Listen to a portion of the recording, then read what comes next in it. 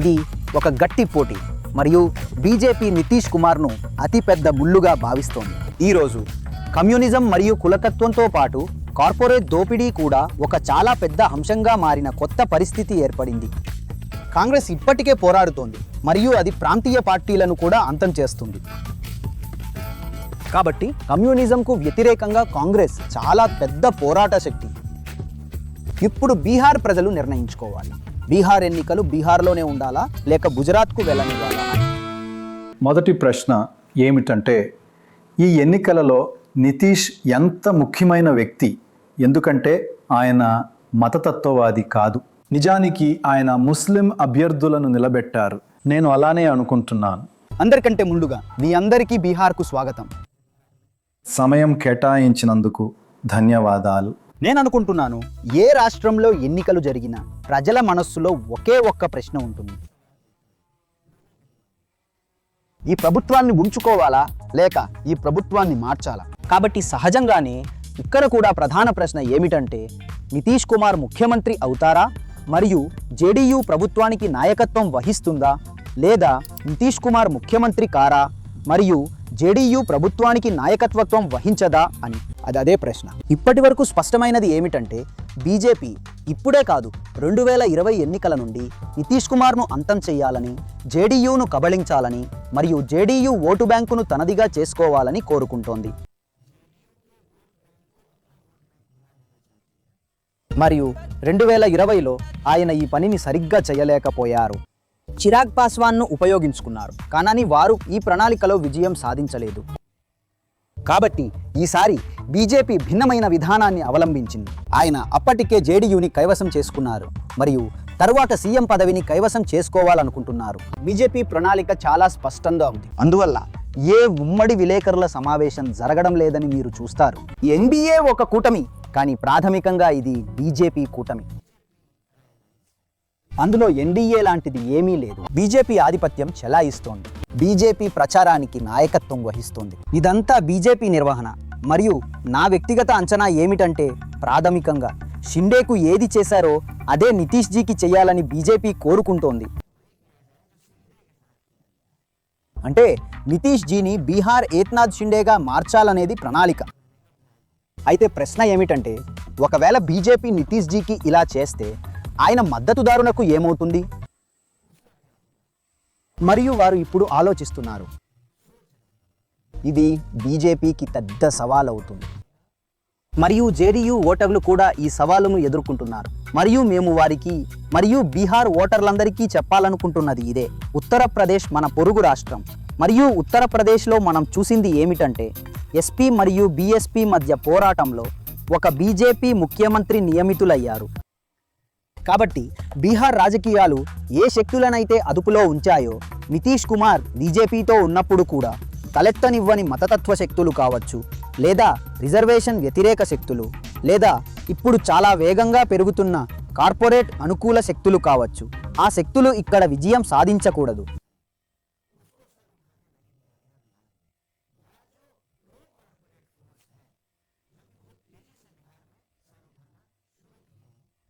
మరియు మీకు ఒక తాజా ఉదాహరణ చెప్పాలంటే, భాగల్పూర్లోని పిర్పా ఇంటిలో అదానీకి ఎకరానికి ₹1 చొప్పున భూమిని లీజుకు ఇచ్చారు. వేలాది ఎకరాల భూమిని ఇచ్చారు. మరియు బీహార్ ప్రభుత్వం అదానీల మధ్య కుదిరిన ఎంఓయూలో చౌకగా భూమిని అందించడమే కాకుండా అత్యంత ఖరీదైన విద్యుత్ను కొనుగోలు చేస్తామని కూడా బీహార్ ప్రభుత్వం హామీ ఇచ్చింది. పొరుగున ఉన్న ఉత్తరప్రదేశ్లో ఒక ఎంఓయూ కుదిరి యూనిట్కు ₹3.50 చొప్పున విద్యుత్తును కొనుగోలు చేస్తారు. బెంగాల్లో అదానీ నుండి విద్యుత్తును ₹3.75 కొనుగోలు చేస్తారు. అదే బీహార్లో అయితే ₹7 కొనుగోలు చేస్తారు. అంటే భూమి ప్రభుత్వానిది మరియు ప్రభుత్వమం ప్రజలది. అది ఎవరికి దక్కుతోంది? ప్రధానమంత్రి స్నేహితుడికి. ఆ తర్వాత ప్రధానమంత్రి స్నేహితులు బీహార్ వనరుల నుండి విద్యుత్ను ఉత్పత్తి చేస్తారు. దాన్ని కేవలం బీహార్ ప్రజలకే అధిక ధరకు అమ్ముతారు. ఈ నమూనాని అమలు చేయడానికి బీజేపీ తమ సొంత ముఖ్యమంత్రిని నియమించాలనుకుంటోంది. కానీ మాకు ఆశ ఉంది, ఎందుకంటే బీహార్లో పోరాటం హోరాహోరీగా ఉంది. కాబట్టి బహుశా బీహార్ ప్రజలు నితీష్ కుమార్జీ, లాలూజీ, మల్లికార్జున్ ఖర్గేజీ, వామపక్షాలు మరియు ఇతర అన్ని పార్టీల మద్దతుదారులు వీరంతా ప్రధానంగా బీహారీలే. ఈ ఆటను అర్థం చేసుకుని బీజేపీ యొక్క ఈ కుట్రను విజయవంతం కానివ్వరు. హోరా హోరీ పోరు. ఇది గట్టి పోటీ. ఇది హోరాహోరీ పోరు మరియు నితీష్ కుమార్ అతిపెద్ద ముళ్ళు అని బీజేపీ భావిస్తోంది. ఈ గట్టి పోరులో ఒక ముఖ్యమైన విషయం ఏమిటంటే, మనం ప్రేమగా జైషా తండ్రి అని పిలుచుకునే అమిత్ షా ఆ ముళ్ళును తొలగించాలని అనుకుంటున్నారు. లేదు, నేను ఈ ఎన్నికల గురించి కాదు, కాంగ్రెస్ పార్టీ స్థానం గురించి మాట్లాడాలనుకుంటున్నాను. 1990ల ఎన్నికల నుండి మీరు 30 సీట్ల కంటే ఎక్కువ ఎప్పుడూ గెలవలేదు. అక్కడి నుండి జాతీయ నాయకులు రావడం లేదని కాంగ్రెస్ యూపీ మరియు బీహార్ను వదిలేసిందా? మీకు ఎప్పుడూ మంచివి కాని సీట్లను ఇస్తున్నట్లుగా కనిపిస్తుంది. అంటే ఈ రాష్ట్రాలలో కాంగ్రెస్ కోలుకోలేని క్షీణ దశలో ఉందా? తాము పశ్చిమ మరియు దక్షిణ ప్రాంతాలలోనే పోరాడాలని పార్టీ నిర్ణయించుకుందా? మరియు వారు బీహార్, బెంగాల్ మరియు యూపీలపై ఆశలు వదులుకున్నారా? ఎందుకంటే రాహుల్ గాంధీ ఒక యాత్ర చేస్తే చాలు దేశం అకస్మాత్తుగా ఆయనకు ఓటేస్తుందని ఆశించలేరు కదా.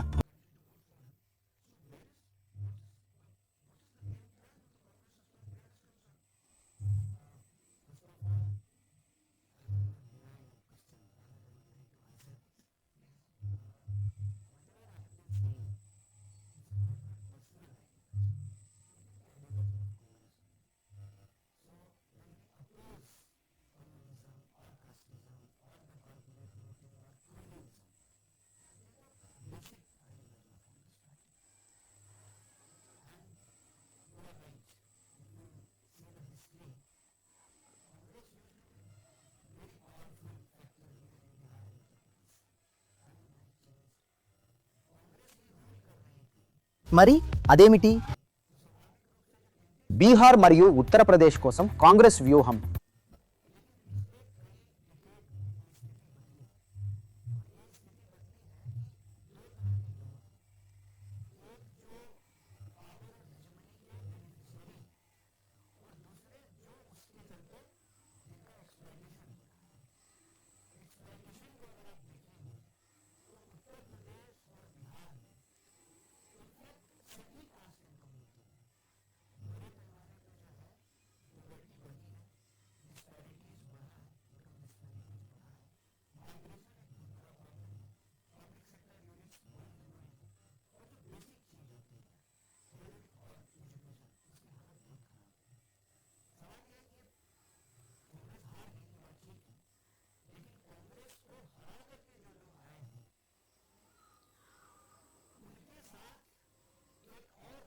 మీ ప్రశ్నకు నేను ఒకటి చేర్చాలనుకుంటున్నాను.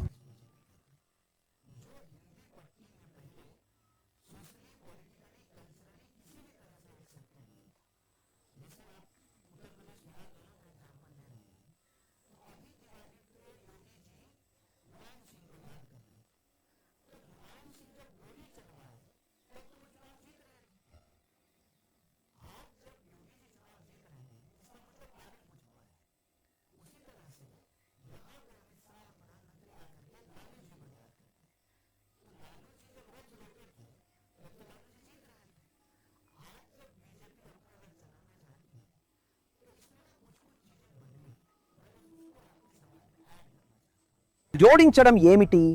ఒక విషయం ఏంటంటే, కాంగ్రెస్ పార్టీకి బీహార్ మరియు యూపీ గౌణమైనవి కావు, అవి ప్రాథమికమైనవి. ఎందుకు? నేను రుజువుతో వచ్చాను. రాహుల్ 2 చోట్ల నుండి ఎన్నికలలో పోటీ చేశారు, రాయ్బరేలీ మరియు వాయనాడ్ సీట్ను వదులుకుని ఆయన రాయ్బరేలీకి ఎంపీగా ఉన్నారు. కాబట్టి మేము బీహార్ మరియు యూపీని వదిలివేయాలనుకుంటున్నామని కాదు. రెండవది, కాంగ్రెస్కు వ్యతిరేకంగా ఒక రాజకీయ శక్తి ఏర్పడింది మరియు అదే రాజకీయ శక్తితో మాకు కూడా రాజకీయ పరస్పర అవగాహన ఉంది. ఈరోజు కమ్యూనిజం విషయంలో మాకు వ్యతిరేకంగా ఏర్పడిన శక్తితోనే మేము పొత్తులో ఉన్నాము. అంటే ఒకానొక సమయంలో లాలూజీ, నితీష్జీ, ములాయంజీ మరియు మాయావతీజీ అందరూ కాంగ్రెస్ వ్యతిరేక ఉద్యమం నుండి ఉద్భవించారు. కానీ కమ్యూనిజానికి వ్యతిరేకంగా పోరాటం అనే విషయంలో మేము వారితో పొత్తులో ఉన్నాం. మరియు ఈరోజు కమ్యూనిజం, కులతత్వంతో పాటు కార్పొరేట్ దోపిడీ కూడా ఒక చాలా పెద్ద అంశంగా మారిన కొత్త పరిస్థితి తలెత్తింది. సంక్షేమ రాజ్యమే నిలబడకపోతే ప్రజాస్వామ్యం యొక్క ప్రాథమిక సూత్రం ఏమిటంటే ఒక వ్యక్తి ఒక ఓటుకు సమానం. ఈ వ్యవస్థ నిలబడకపోతే అప్పుడు కాంగ్రెస్ ఏంటి, బీజేపీ ఏంటి, ఆర్ఎస్ఎస్ ఏంటి? ఎస్పీ అంటే ఏమిటి, బీఎస్పీ అంటే ఏమిటి, ఆర్జేడీ అంటే ఏమిటి? దీనిలో అతిపెద్ద లబ్ధిదారుడు ఎవరు? ఎవరికైతే ప్రజాస్వామ్యంతో సంబంధం లేదో, ఎవరికైతే రాజ్యాంగంతో సంబంధం లేదో అది ఆర్ఎస్ఎస్, బీజేపీ. వారు అధికారంలోకి రావడానికి కాంగ్రెస్ వ్యతిరేక ఉద్యమాన్ని అనేక విధాలుగా ఉపయోగించుకున్నారు. ఈరోజు అది అతిపెద్ద రాజకీయ ఆధిపత్యంగా మారినప్పుడు అది ఇప్పటికీ కాంగ్రెస్తో పోరాడుతోంది. అదే సమయంలో అది ప్రాంతీయ పార్టీని కూడా అంతం చేస్తోంది. కాబట్టి ఎక్కడైతే ప్రాంతీయ శక్తి ఉందో ఆ రాష్ట్రంలో ఆ కూటమికి ప్రధానంగా ప్రాంతీయ పార్టీయే నాయకత్వం వహించాలని కాంగ్రెస్ పార్టీ కోరుకుంటోంది. మరియు మేము దానిలో మద్దతుదారుడి పాత్ర పోషించాలనుకుంటున్నాము. ఎక్కడైతే మేము బీజేపీతో ప్రత్యక్ష పోరాటంలో ఉన్నామో అక్కడ మేము మా శక్తిని ఎక్కువగా పెడతాం. దీని అర్థం బీహార్ మరియు యూపీ మా ప్రాధాన్యత కాదని కాదు, అది కాదు.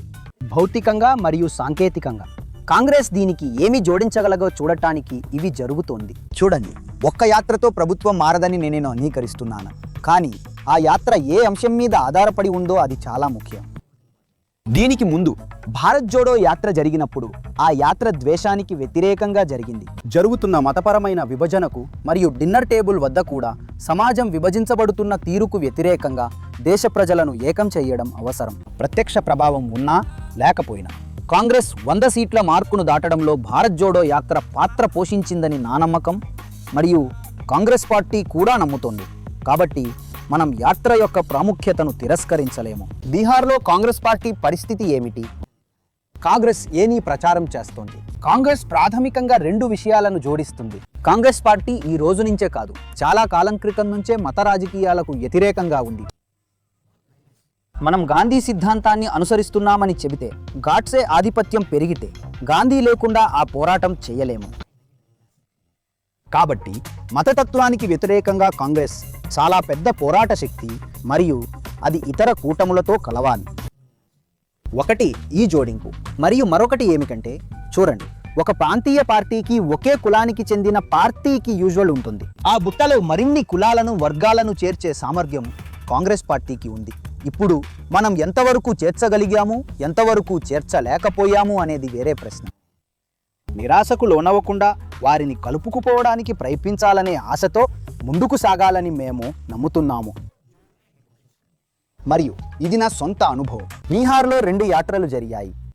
కాంగ్రెస్ పార్టీ విద్యార్థి యువజన విభాగం వలసలు ఆపండి, ఉద్యోగాలు ఇవ్వండి అనే పేరుతో ఒక యాత్రను నిర్వహించింది. అది ఒక వాతావరణాన్ని సృష్టించింది. అది పూర్తిగా బీహార్కు ప్రత్యేకమైన యాత్ర. దాని మౌలిక సమస్యలపై దృష్టి సారించింది. 2వ యాత్ర ఓటర్ హక్కుల యాత్ర జరిగినప్పుడు అది బీహార్ ఎన్నికలకు సంబంధించిన యాత్ర కాదని నేను మళ్ళీ చెబుతున్నాను. మన ఎన్నికల వ్యవస్థ గురించి దేశవ్యాప్తంగా పాన్ ఇండియా స్థాయిలో లేవనెత్తిన ప్రశ్నలకు సంబంధించిన సమస్య ఇది.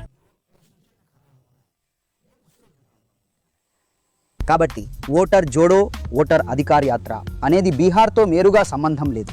ఎందుకంటే ఇది ఇతర రాష్ట్రాల్లో జరిగే ఎన్నికలతో కూడా ముడిపడి ఉంది.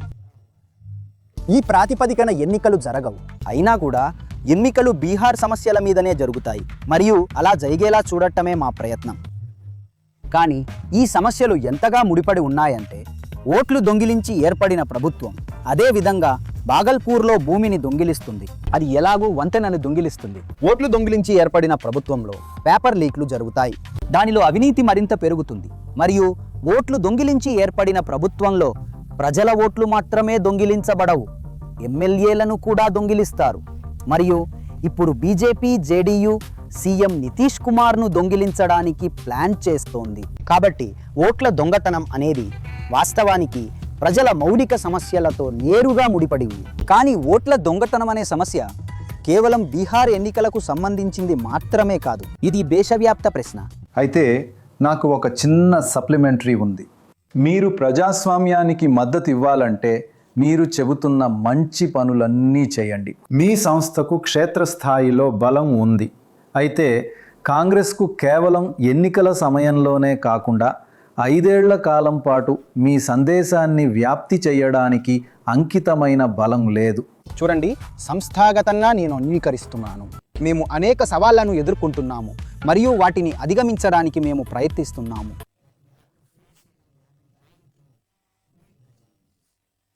కానీ క్షేత్రస్థాయిలో ఒక సంస్థను నిర్మించడానికి మేము ప్రయత్నించడం లేదని కాదు. చూడండి, మేము సుమారు 60 సీట్లలో పోటీ చేస్తున్నాము, కానీ మా పరిశీలకులు అన్ని జిల్లాల్లో ఉన్నారు. ఇంకా మేము సీట్ల పంపకాల సంభాషణలోకి వెళ్ళినప్పుడు ఒకే జిల్లాలో బహుళ సీట్లలో పోటీ చేయకూడదనేది మా దృష్టి. రచయిత ప్రతి జిల్లాలో కనీసం ఒక సీటులోనైనా పోటీ చేయాలనుకుంటున్నారు. దీని ఉద్దేశ్యం ఏమిటి? మీరు చెప్పే ఉద్దేశ్యమే దీనికి కూడా ఉంది. అదేంటంటే, మనం కేవలం మన సీట్లపై మాత్రమే ఎన్నికల్లో పోరాడకూడదు. ఎందుకంటే కాంగ్రెస్ పార్టీ ఒక రాజకీయ శక్తి, ఒక రాజకీయ సంస్థ, ఒక రాజకీయ కథనం. 243 సీట్లపై ఇది పని చెయ్యకపోతే అప్పుడు మేము మాట్లాడుతున్న విలువ జోడింపును అందించలేము.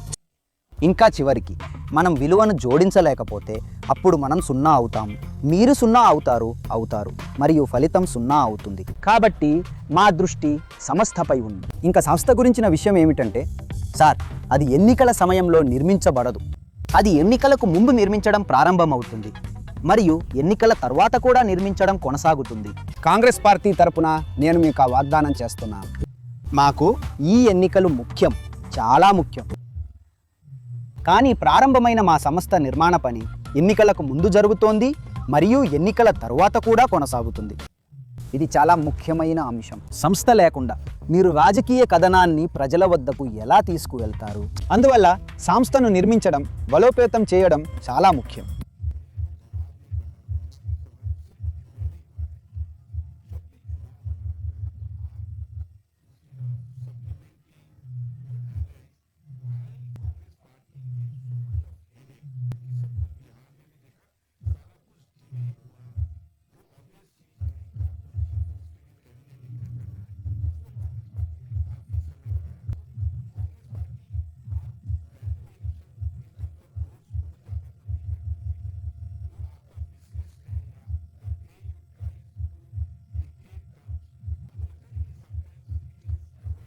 సార్, నేను మీకు రామాయణం నుండి ఒక చిన్న పౌరాణిక విషయం చెబుతాను. రాముడు ఒక రాజు మరియు శ్రీరామచంద్రుడు సీతను ఉంచుకోవాలా వద్దా అని నిర్ణయించుకోవలసి వచ్చింది. ఆయన సీతకు అగ్ని పరీక్ష కూడా పెట్టారు. అయినా కూడా వాళ్ళు సీతను ఏమి చేశారు? మళ్ళీ అడవికి పంపించారు. ఎవరిని కారణంగా చేశారు? అది చాకలి వారి కోసం. నీకు అర్థమైందా? నేను చెప్పాల్సింది ఇదే. ఇప్పుడు మీరే ఆ ఇద్దరి గురించి ప్రశ్న అడిగారు. మేము 2 ప్రశ్నలను పక్కపక్కన పెడతాం. వారి మాటలు విన్న తర్వాత కాంగ్రెస్ పార్టీ అస్సలు ఒక ముఖ్యమైన శక్తి కాదని అనిపిస్తుంది. అటు ఇటుగా ప్రశ్న ఇదే. అయితే వారికి అంత ప్రాముఖ్యత లేకపోతే మరి బీహార్ ఎన్నికల ర్యాలీలలో ప్రధానమంత్రి గారు, బీజేపీ నాయకులందరూ రాహుల్ గాంధీ కాంగ్రెస్ గురించి ఎందుకు మాట్లాడుతున్నారు? మీరు మమ్మల్ని కాంగ్రెస్ గురించి అడుగుతున్నప్పుడు మేము కాంగ్రెస్లో ఉన్నామనేది స్పష్టమే. అందుకే మీరు కాంగ్రెస్ గురించి ప్రశ్న అడుగుతున్నారు. కానీ మీరు ఆర్జేడీ నుండి ఏ నాయకుడిని ప్రశ్నించినా వారు కూడా కాంగ్రెస్ ప్రస్తావన తెస్తారు. జేడీయూతో మాట్లాడండి, అక్కడ కూడా కాంగ్రెసే. బీజేపీతో మాట్లాడండి, అక్కడ కూడా కాంగ్రెసే. కాంగ్రెస్ అంటే ఏమిటి? ఏం జరుగుతుందో చూద్దాం. కొన్నిసార్లు రావి చెట్టు మీద దెయ్యం ఉండదు, అది కథల్లో జరుగుతుంది. విషయం ఏంటంటే, ఇప్పుడు గ్రామాలు నగరాలుగా మారిపోయి రావి చెట్టు కూడా పోయింది కాబట్టి దెయ్యం కూడా రావి చెట్టు నుంచి మారిపోయి ఒక ఫ్లాట్లోకి వచ్చేసింది. రాజకీయ కథనంలో కూడా లేదు. ఈ విధంగా అసలు ప్రశ్నలను విస్మరించడానికి కొన్ని విషయాలను ఉద్దేశపూర్వకంగా ప్రస్తావిస్తారు. మహాకూటమిలో సీట్ల విషయంలో ఏం జరిగిందో చాలా స్పష్టంగా ఉంది. ఇది కొత్తేమీ కాదు. 3 పార్టీలు కలిసినప్పుడు సీట్ల పంపకం కథనంలో ఎందుకు అంత పెద్ద భాగం అవుతుంది? ఎందుకంటే ఎన్డీఏలో అంతర్గతంగా సీట్ల కేటాయింపుపై జరుగుతున్న నకిలీ కుస్తీ గురించి అస్సలు చర్చ జరగకూడదని. మొదటి విషయం. రెండో విషయం, ఇది పరస్పర విరుద్ధంగా ఎలా ఉంటుంది? మీరు కాంగ్రెస్ 10వ ర్యాంకు పార్టీ అని, చర్చల్లో నంబర్ 1 పార్టీ అని అంటున్నారు. అంటే రామాయణ కథలో ఆ చాకలివాడు మాట్లాడకుండా ఉండుంటే అగ్ని పరీక్ష జరిపిన తరువాత శ్రీరాముడు కనీసం సీతను తనతోనైనా ఉంచుకునేవాడు. కాంగ్రెస్ ఈ దేశంలో అతిపెద్ద ప్రతిపక్ష పార్టీ మరియు దానిని ఈ దేశ ప్రజలే నిర్ణయించారు. మీలో ఎవరూ చేయలేరు. ఇప్పుడు అది అతిపెద్ద ప్రతిపక్ష పార్టీ కాబట్టి దానికి అతిపెద్ద బాధ్యత ఉంది మరియు ఆ బాధ్యతను నెరవేర్చడానికి ప్రయత్నించినప్పుడు బహుళ పార్టీ కూటమిలో కొన్ని సమస్యలపై చర్చలు జరగడం సహజం. కానీ ఆ చర్చను ఒక పెద్ద సంవాదంగా చిత్రీకరిస్తారు. దానివల్ల మేము ఒక ఇంటర్వ్యూలో అరగంట మాట్లాడితే అందులో 20 నిమిషాలు కేవలం కాంగ్రెస్ చరిత్రను సమర్థించుకోవడానికే సరిపోతుంది. నెహ్రూ ఏమీ చేశారు, ఇందిర ఏమీ చేశారు, గాంధీ ఏమీ చేశారు, మరియు 20 సంవత్సరాలుగా ఎన్డీఏ ప్రభుత్వం బీహార్లో ఉంది. 20 సంవత్సరాలుగా ఆ విషయంలో రెండో మాటకు తావులేదు. 2020లో ఎన్డీఏ కలిసి ఉందని మీరు నాకు చెప్పండి. చిరాగ్ పాస్వాన్ విడిపోయి కేవలం జేడీయూ సీట్లపైనే ఎన్నికలలో పోటీ చేశారు. మహాకూటమి పరిస్థితి దానికంటే అధ్వాన్నంగా ఉందా? ఆర్జేడీకి చిరాగ్ పాస్వాన్ కంటే కాంగ్రెస్ పార్టీ పెద్ద తలనొప్పిగా మారిందా? కానీ ఈ ఎన్నికలలో కాంగ్రెస్ మరియు ఆర్జేడీ మధ్య సృష్టించబడిన వివాదం గురించి చాలా చర్చ జరుగుతోంది. అంతా బాగానే మరియు సాధారణంగా ఉన్నప్పటికీ కానీ 2020లో చిరాగ్ పాస్వాన్ మరియు నితీష్ కుమార్ మధ్య వివాదం గురించి కానీ లేదా ప్రస్తుతం ఎన్డీఏలో ఏమీ జరుగుతోందనే దాని గురించి కానీ అంత చర్చ జరిగిందా? మా విషయానికొస్తే మేము కొన్ని సీట్లలో స్నేహపూర్వక పోటీ చేస్తున్నాము. వారి మధ్య జరుగుతున్న తెర వెనుక పోరాటం గురించి చర్చ జరుగుతోంది. కాంగ్రెస్ అస్సలు తలనొప్పి కాదు. మరియు నేను ఈరోజు ఈ మాట అతి ఉత్సాహం, అహంకారం లేదా అతి విశ్వాసంతో చెప్పడం లేదు. ఇది వాస్తవం. కాంగ్రెస్ పార్టీ బలపడి పనితీరు కనబరిచే వరకు బీజేపీని అధికారం నుండి తొలగించడం సాధ్యం కాదు. బీజేపీ వ్యతిరేకులుగా మనం ఈ వాస్తవాన్ని ఎంత త్వరగా అంగీకరిస్తే అంత త్వరగా మనం ఈ దిశలో సృజనాత్మకంగా పనిచేయటం ప్రారంభిస్తాము. మనం దీన్ని ఎంతగా సాగదీస్తే, మేము 20లో ఇదే మాట చెప్తాం, ఆ సమయంలో మేము కాంగ్రెస్లో లేము. మేము 25లో కూడా ఇదే చెప్తున్నాం మరియు 30లో కూడా ఇదే మాట చెప్తాం. నా ఉద్దేశం ఏమిటంటే ఇది అర్థం చేసుకోవాలి.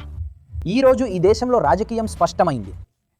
ఒకవైపు మతతత్వ, కులతత్వ, కార్పొరేట్ దోపిడీదారుల కూటమితో పాటు అవినీతిపరులైన బ్యూరోక్రాట్లు, రాజీపడిన రాజకీయ నాయకులు ఉన్నారు. మరోవైపు ఈ దేశంలోని సామాన్య ప్రజలు ఉన్నారు. ప్రజల నుండి పౌరులుగా మారి ఇప్పుడు ఒక సంఖ్యగా కుదించబడుతున్న వారు తమ పౌరసత్వాన్ని కాపాడుకుంటారో లేదో వారే నిర్ణయించుకోవాలి.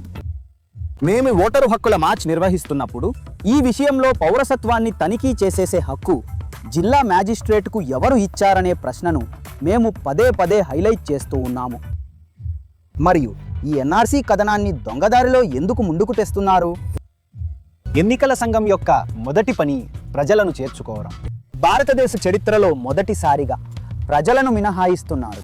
మన గొప్ప ప్రజాస్వామ్య నైతికతను మార్చే ప్రయత్నం జరుగుతోంది. మరియు మీరు చూడండి, ఇవే పద్ధతి. మొదట వారు ఎమ్మెల్యేలను కొనుగోలు చేసేవారు. రిజర్వేషన్ల రాజకీయం మొదలైంది. ఎమ్మెల్యేలను ఎందుకు కొనాలి అనే ఆలోచన వచ్చినప్పుడు, వారు నేరుగా ఓటరు నుండి ఓటును దొంగిలిస్తున్నప్పుడు ఎమ్మెల్యేలను కొనడానికి కోట్లాది రూపాయలు ఖర్చు చేస్తున్నారు. ఇప్పుడు చెప్పండి, వారు మహారాష్ట్ర నుండి ఎమ్మెల్యేలను తీసుకెళ్లి గౌహతిలో ఉంచుతున్నారు.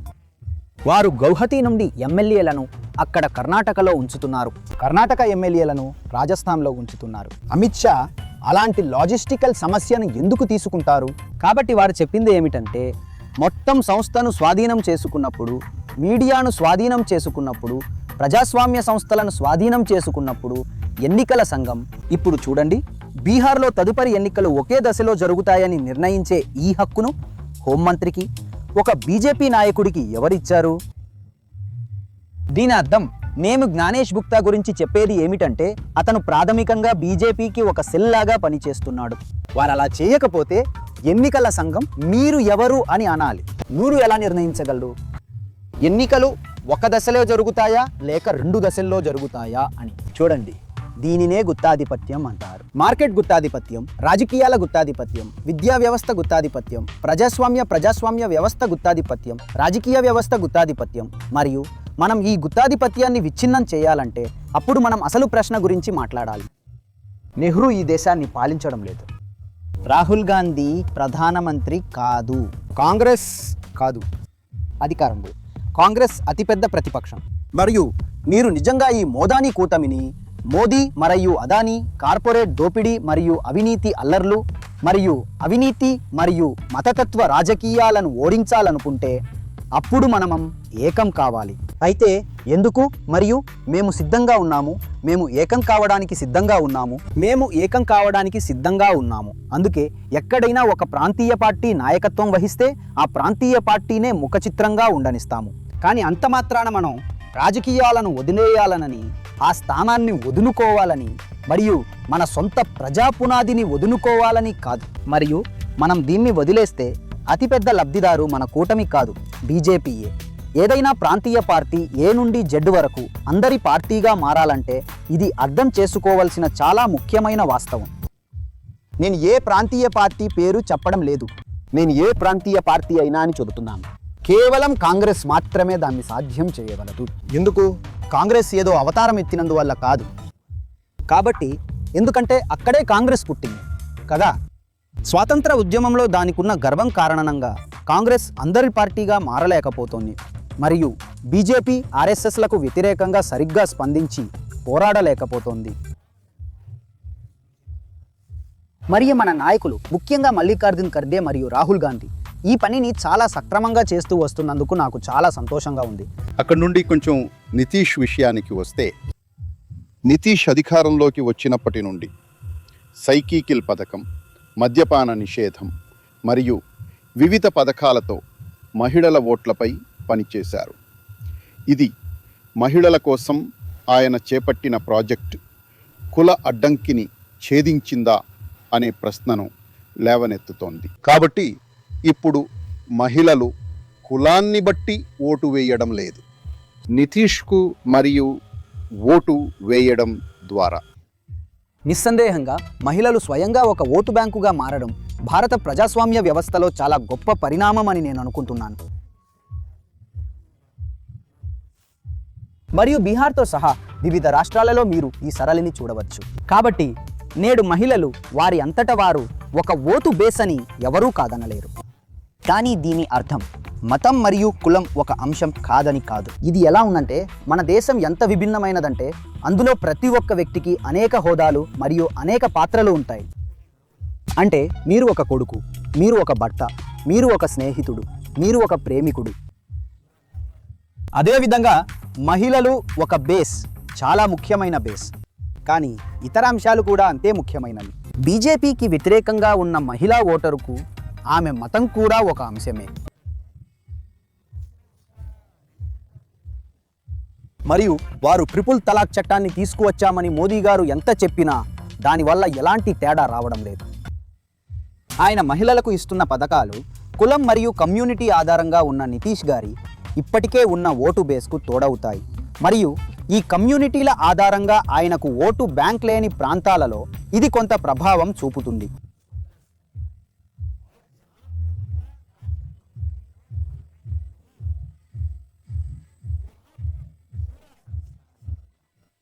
అంటే దీనివల్ల పెద్దగా ప్రభావం ఉండదు. అయితే వీళ్ళు ఎవరు?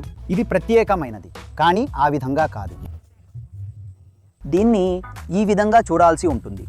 ఉదాహరణకు మరింత స్పష్టంగా చెప్పాలంటే ఎన్డీఏ ఓటు బేస్ను తీసుకోండి. కాబట్టి ఎన్డీఏలోని ఓటర్ బేస్ మరియు మరింత ఖచ్చితంగా చెప్పాలంటే బీజేపీ ఓట్ బేస్ నితీష్ కుమార్ను ఇష్టపడదు, ఇష్టపడలేరు కూడా. కానీ వారి కుటుంబంలోని మహిళలు నితీష్ కుమార్ను ఇష్టపడతారు మరియు అతనికి ఓటు వేయవచ్చు. అందుకే వారి ప్రశ్నకు సమాధానంగా ఈ గందరగోళం కేవలం మహాకూటమిలోనే లేదని నేను చెబుతున్నాను. ఈ గందరగోళం బయటకు కనిపిస్తుంది. ఎన్డీఏలో కూడా అంతే గందరగోళం ఉంది. నితీష్ కుమార్ చాలా సంవత్సరాలుగా మహిళలను ఓటర్ బేస్గా తీర్చిదిద్దిన విధానం వల్ల అతనికి ప్రయోజనం చేకూరుతుందని నేను అనుకుంటున్నాను. ఈసారి ప్రజలు కులం గురించి బహిరంగంగా మాట్లాడకుండా ఇతర విషయాల గురించి మాట్లాడుతున్నట్లు కనిపించింది.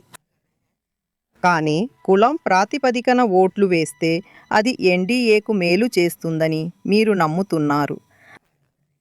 దీనికి కారణం ఏమిటి? మీరు అలా ఎందుకు అంటున్నారు? నేను దీన్ని మరో విధంగా చెబుతాను. బీహార్లో బీజేపీ దృక్కోణం నుండి చూసినప్పుడు ఇది మరింత స్పష్టంగా అర్థమవుతుంది.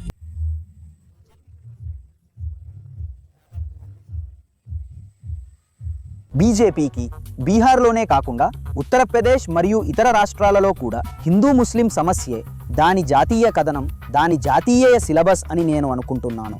కానీ వారు బీహార్ మరియు ఉత్తరప్రదేశ్లో సోషల్ ఇంజనీరింగ్ చేశారు. సోషల్ ఇంజనీరింగ్ అంటే ఒకే తరగతి లేదా విభాగానికి చెందిన ఆధిపత్యం లేని వర్గాలను ఒక ఆధిపత్య వర్గానికి వ్యతిరేకంగా ఏకం చేయడం. ఇక్కడ ఈ పనిని బీజేపీ నితీష్ కుమార్ సహాయంతో చేసింది. సరళి అలాగే కొనసాగితే స్పష్టంగా వారికి ఆధిక్యం ఉంటుంది. కానీ చాలా చోట్ల ఆ సరళి విచ్ఛిన్నం అవ్వటాన్ని నేను గమనిస్తున్నాను. నాది తప్పై ఉండొచ్చు.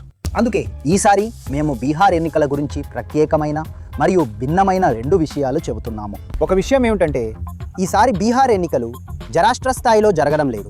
ఇవి నిజంగా బీహార్ ఎన్నికలే, కానీ ఇది సీట్ల ఎన్నిక కాదు. అంటే ఈ సీట్లోని రాజకీయ సమీకరణం దాని పక్కనే ఉన్న సీటుకు మారిపోతుంది. మరియు మీరు చెప్పినట్లుగా ఇది హోరాహోరీ పోరు, నిజమైన నువ్వా నేనా అన్నట్లుగా ఉంది. బీహార్లో ప్రభుత్వం మారుతుందని మేము ఆశిస్తున్నాము. కానీ ఓటింగ్ సరళి అలాగే ఉంటే అప్పుడు స్పష్టంగా ప్రభుత్వం మారదు. ఎందుకంటే ప్రజల మనస్సులో ఉన్న ప్రశ్న ఇదే కదా, ప్రభుత్వాన్ని ఉంచడమా లేదా ప్రభుత్వాన్ని మార్చడమా? ప్రభుత్వాన్ని అధికారంలో ఉంచాలనుకునేవారే దానిని మార్చడం గురించి ఆలోచించకపోతే అప్పుడు ప్రభుత్వం ఎలా మారుతుంది? ఇది ఒక లెక్క లాంటిది.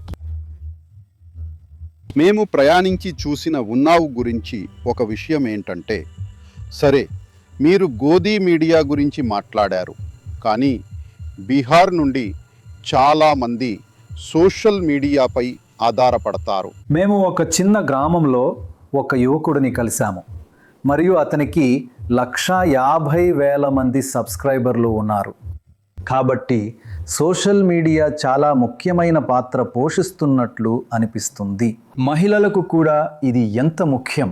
ఎకో ఛాంబర్తో ఒక చిన్న సమస్య ఉంది. సోషల్ మీడియాలో ప్రజలు ఒకరినొకరు మాత్రమే వింటారు, కానీ అది అంతకు మించి వెళ్ళదు.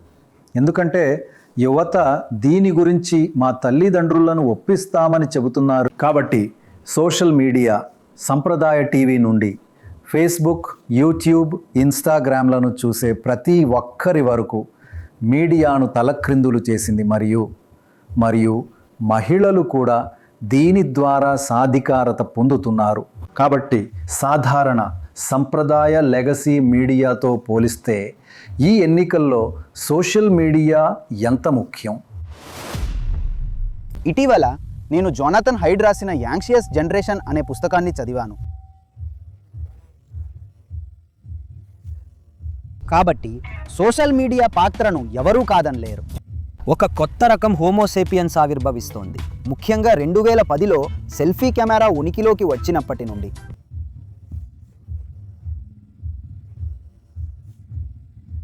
మనం అతి వ్యక్తివాదం ఉన్న కాలంలో జీవిస్తున్నాము. చూడండి, 2000ల సంవత్సరాలకు ముందు సమాజం మొదట ఉమ్మడి కుటుంబాలను, ఆ తర్వాత చిన్న కుటుంబాలను చూసింది.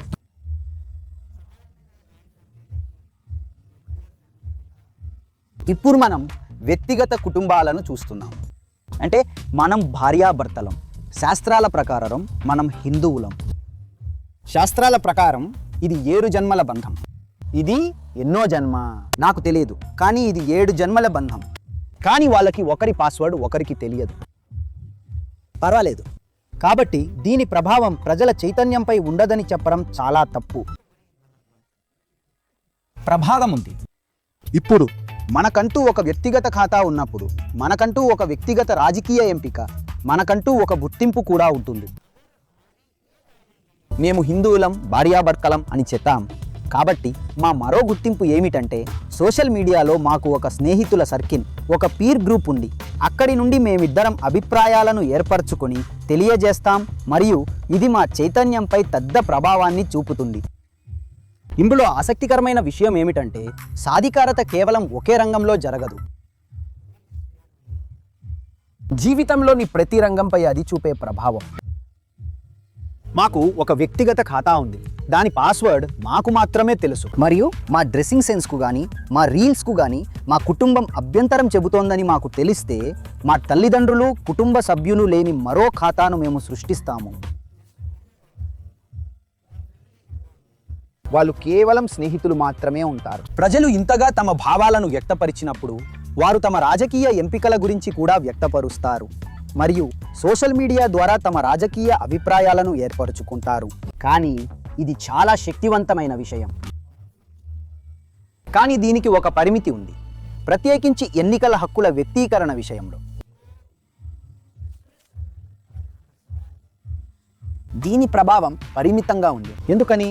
దానికి 2 కారణాలు ఉన్నాయి. ఒకవైపు మన దేశంలో ఇప్పటికీ డిజిటల్ విభజన ఉంది. మరోవైపు ప్రజలు సోషల్ మీడియాలో తమ రాజకీయ అభిప్రాయాలను వ్యక్తపరచరు. ముఖ్యంగా 2010 తర్వాత తరం వారు తమను తాము వ్యక్తపరచుకోవడానికి కొంచెం సంకోచిస్తారు. అతని రాజకీయ ఆందోళనలు ప్రపంచవ్యాప్తంగా ఎక్కువగా, స్థానికంగా తక్కువగా ఎందుకు ఉన్నాయి? ఎందుకంటే స్థానిక ప్రాంతం ప్రమాదకరమైనది. స్థానికంగా ప్రమాదం ఉంది. నేను చెప్పాలనుకున్నది ఏంటంటే, మీరు డిజిటల్ విభజన అంటున్నారు. గ్రామంలో డిజిటల్ విభజన పోయిందని నేను గమనించాను. అది పోయింది. అందరి దగ్గర ఫోన్ ఉంది.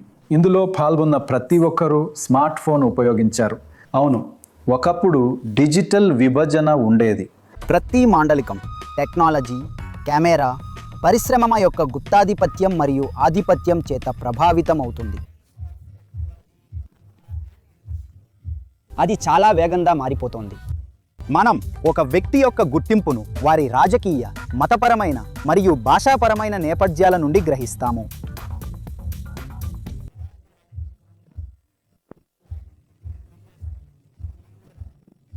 మిథిలలో ఒక ప్రశ్న వేగంగా వ్యాపిస్తుంది. మైథిల్ ప్రజలను వారి టోపీ ద్వారా గుర్తిస్తారు మరియు అక్కడ ఒక గాయని ఉంది. ఆమె వయసులో చాలా చిన్నది. ఆమె ఎన్నికలలో పోటీ చేస్తోంది. ప్రచార సమయంలో ఒక మహిళా బీజేపీ నాయకురాలు వచ్చి దానిని విసిరేశారు. ఇది ఇంత పెద్ద సమస్య అవుతుందని ఎవరూ అనుకోలేదు. కానీ మైథిల్గా తమ గుర్తింపును పొందే ప్రజలు సోషల్ మీడియాలో దాని గురించి చాలా గట్టిగా అభిప్రాయపడుతున్నారు. కాబట్టి సోషల్ మీడియాకు ఒక పాత్ర ఉంది, చాలా పెద్ద పాత్ర. మరియు అందుకే మహిళలు ఒక ఓటు బ్యాంకు అనే మీ ప్రశ్నకు, తన కుటుంబం వద్దన్నా రీన్స్ చేసే మహిళ తన అసలు ఖాతాకు ఏమైనా జరిగితే కేవలం వేరొక ఖాతాను సృష్టించి కొనసాగిస్తుంది.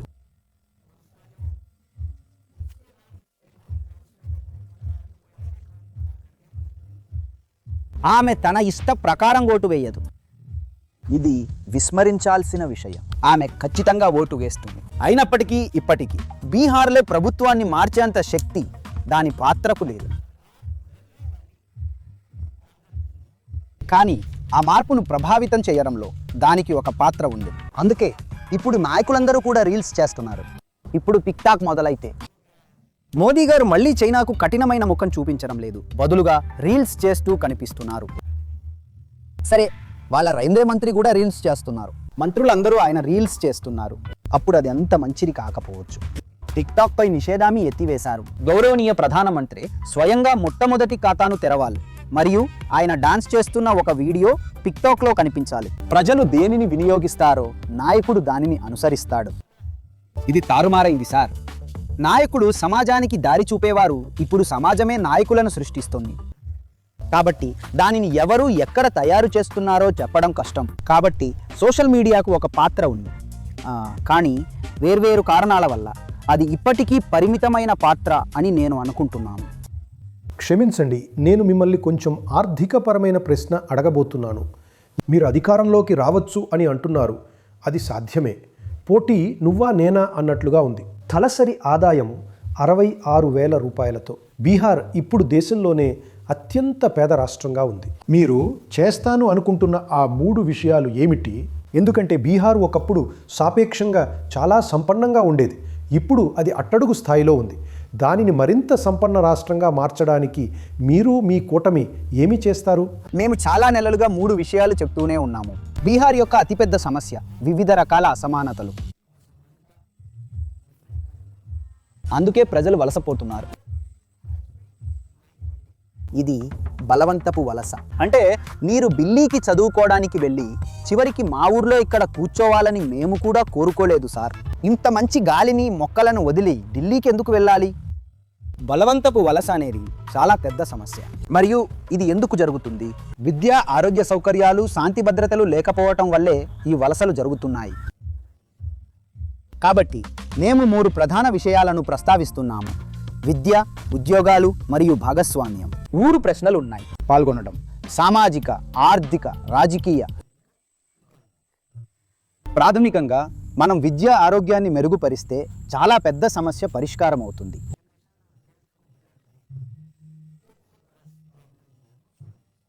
దేశంలోనే బీహార్ ఆరోగ్య సౌకర్యాలు అత్యంత అధ్వాన్నంగా ఉన్నాయని కాగ్ నివేదిక పేర్కొంది. మరియు అదే కాగ్ బీహార్ ప్రభుత్వం 73,000 కోట్ల రూపాయలకు లెక్కలు చెప్పలేకపోయిందని కూడా నివేదించింది. యూటిలిటీ సర్టిఫికేట్ సమర్పించలేదు మరియు ఈ రోజుకి కూడా ప్రధానమంత్రి వచ్చి దానా గురించి మాట్లాడుతారు. ఇప్పుడు మనం స్కామ్ మొత్తం గురించి మాట్లాడితే అది ఎంత, మరియు ఇప్పుడు కాగ్ నుండి తాజా నివేదిక వచ్చింది. కాబట్టి ఇది ఒక పద్ధతి ప్రకారం వ్యవస్థీకృతమైన అవినీతి.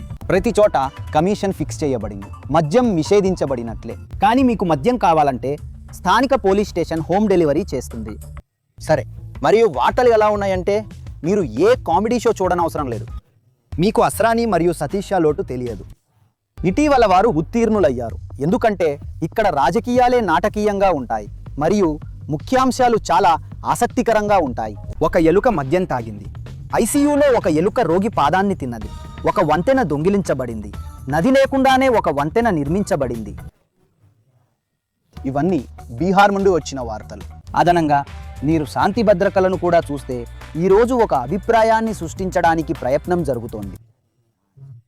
గత 5 ఏళ్లలో మీరు కేవలం ఎన్సీఆర్బీ డేటాను చూస్తే బీహార్లో హత్యలు పెరిగాయని నేను నమ్మకంగా చెప్పగలను.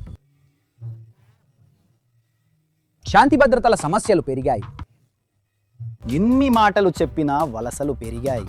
ప్రభుత్వం అభివృద్ధి గురించి ఎంత గొప్పలు చెప్పుకున్నా రోడ్లకు టోళ్లు ఉన్నాయి మరియు వంతెనలు ఎప్పుడైనా కూలిపోవచ్చు. కాబట్టి ఆ అభివృద్ధికి అర్థం రోడ్లు మరియు వంతెనలు, ఇంతకు మించి ఏమీ లేదు. కాబట్టి మేము అధికారంలోకి వస్తే మాకు ప్రజల జీవితాల్లో అతిపెద్ద సమస్య వలసలు మరియు అసమానతలు. దీనికి కారణం ఏమిటి? కారణం ఆరోగ్యం, విద్య, ఉద్యోగాలు మరియు భాగస్వామ్యం.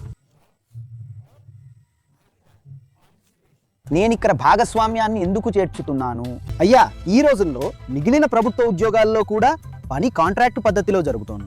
ఏ బ్లాక్ ఆఫీస్కైనా వెళ్ళండి, ఫారాలు నింపటడం మరియు కంప్యూటర్ ఆపరేషన్ నుండి ఊడ్చే పని వరకు అన్ని పనులు కాంట్రాక్టు పైనే ఉన్నాయి.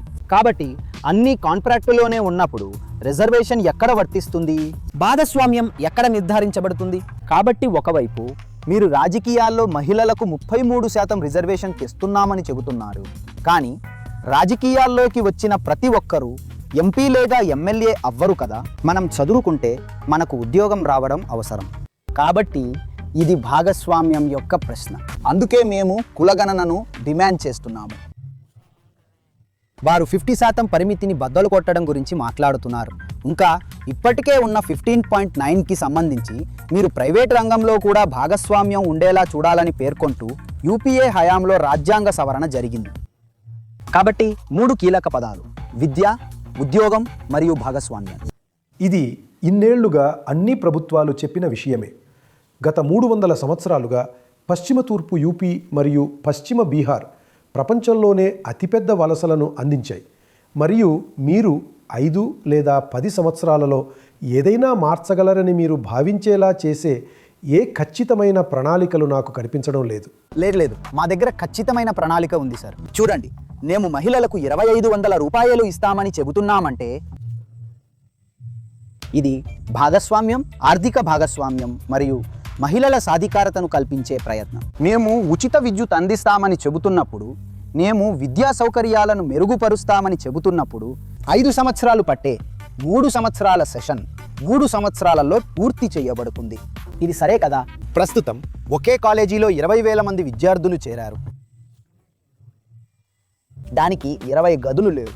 విద్యార్థులందరూ ఒకే రోజు ఆ కాలేజీకి వస్తే నిలబడటానికి కూడా స్థలం ఉండదు. కాలేజీలు, డిగ్రీలు అమ్మే దుకాణాలుగా మారిన ఈ విద్యా వ్యవస్థను మేము మెరుగుపరుస్తాము. వలసలు ఎందుకు? వలస అనేది చదువు కోసం, సంపాదన కోసం, వైద్యం కోసం, దీనికోసమే వలస. మీరు ఇది అందిస్తే వలసలు తగ్గుతాయి. మరియు చాలా ఆసక్తికరమైన విషయం ఏమిటంటే, మీరు బడ్జెట్ కేటాయింపులను చూసినప్పుడు ప్రజలను స్వావలంబనగా మార్చడం ప్రభుత్వ ప్రాధాన్యత కాదు. ఈ పదం ప్రధానమంత్రి ప్రసంగంలో మాత్రమే ఉంది. వాస్తవానికి ప్రజలను రుణగ్రస్తులుగా మార్చడమే ప్రాధాన్యత. అందుకే నిర్మిస్తున్న రహదారి టోల్ రోడ్డు అని మేము చెప్పాం. ఇప్పుడు బ్లింకిట్ మరియు జొమాటో కూడా మా గ్రామానికి వస్తున్నాయి మరియు ఒక పిజ్జా హట్ తెరుచుకుంది. కాబట్టి కోకా కోలా ఇక్కడికి వస్తోందని అర్థం. కోకా కోలాను తయారు చేసే కంపెనీ కూడా ఇక్కడికి వస్తోంది. కానీ ఇక్కడి ప్రజలు ఇక్కడ ఉండలేకపోతున్నారు. అంటే కేటాయించిన బడ్జెట్లో ఖర్చును ఎక్కడ పెడుతున్నారు? మౌలిక సదుపాయాల పేరుతో మీరు రోడ్లు మాత్రమే నిర్మిస్తున్నారు, కానీ ఆ రోడ్ల మీద ఎవరు నడుస్తారు? ఈ గ్రామం నుండి 60 నుండి 90% యువత చదువుకోవడానికి, పని చేయడానికి లేదా వైద్యం చేయించుకోవడానికి వెళ్ళిపోయారు. అప్పుడు రోడ్డు మీద ఎవరు నడుస్తారు? ఆ రోడ్లని ఎవరి కోసం నిర్మిస్తున్నారు? మా సంక్షేమ పథకాలన్నీ ప్రాథమికంగా ఆర్థిక మరియు సామాజిక భాగస్వామ్యాన్ని నిర్ధారించడానికి. మేము చెప్తే తదుపరి విషయం ఏంటంటే, కుల గణనను నిర్వహించి ప్రతి వర్గానికి వారి జనాభా ప్రకారం భాగస్వామ్యాన్ని నిర్ధారించడం. సాధికారత వచ్చినప్పుడే వలసలు ఆగుతాయి, మరియు ఆ సాధికారత కేవలం ప్రభుత్వ రంగం నుండే కాకుండా మీరు సంతకం చేసే ఎంఓయూల నుండి, పీపీపీ నమూనాలో మీరు చేసే పెట్టుబడుల నుండి, మరియు వివిధ శాఖలలో మీరు కాంట్రాక్టుపై నియమించుకునే వ్యక్తుల నుండి కూడా వస్తుంది. మరియు మీకు ఇంకొక విషయం చెప్పనివ్వండి సార్, రాహుల్ గాంధీ తన రాజకీయ కథనంలో గ్యారంటీ అనే పదాన్ని ఉపయోగించడం ప్రారంభించినప్పటి నుండి మేము ఆ గ్యారంటీ యొక్క పవిత్రతను కాపాడాలని కోరుకున్నాము. మేము చెప్పింది చేస్తాము మరియు మేము చేయగలిగింది మాత్రమే చెబుతాము. మరియు నేను మీకు ఇది చెప్పగలను, నేను కాంగ్రెస్లో చేరి 4 సంవత్సరాలు అయింది మరియు అనేక గ్యారంటీలు తయారు చేసే ప్రక్రియలో భాగమయ్యే అదృష్టం నాకు కలిగింది. అమలు చేయలేని ఏ వాగ్దానాన్ని మేము చెయ్యము. చూడండి, కాంగ్రెస్ పార్టీ రాజస్థాన్లో చేసిన ఆరోగ్య బీమా వాగ్దానాలను అమలు చేసింది. దళితులకు ఇల్లు కట్టిస్తామని చేసిన వాగ్దానాలు అమలు చేయబడ్డాయి. మహిళలకు బస్సు ప్రయాణాన్ని ఉచితం చేస్తామన్న వాగ్దానం అమలు చేయబడింది. హిమాచల్లో పాత పింఛను పథకం అమలు చేయబడింది. కాబట్టి బీహార్ కోసం మేము చేస్తున్న వాగ్దానాలు, అది మాయి బెహన్ యోజన, తల్లి చెల్లి పథకం కింద 2500 రూపాయలు ఇవ్వడం అయినా, ఉచిత విద్యుత్ అందించడం, తక్కువ ధరకే గ్యాస్ సిలిండర్లు, లేదా 3 ఏళ్ల డిగ్రీ పూర్తి చేయడానికి 5 ఏళ్లు పట్టకుండా విద్యా వ్యవస్థను మెరుగుపరచడం అయినా, దానికి కారణం ఏమీ లేదు, మనం దానిని మెరుగుపరచాలి. కాబట్టి మా సంక్షేమ పథకాలన్నీ పక్కాగా ఉన్నాయి మరియు అవి బీహార్ను దాని అతిపెద్ద సమస్యలైన ఆర్థిక అసమానతలు, అన్యాయం మరియు వలసల నుండి బయటపడేయాలనే ఉద్దేశ్యంతో రూపొందించబడ్డాయి.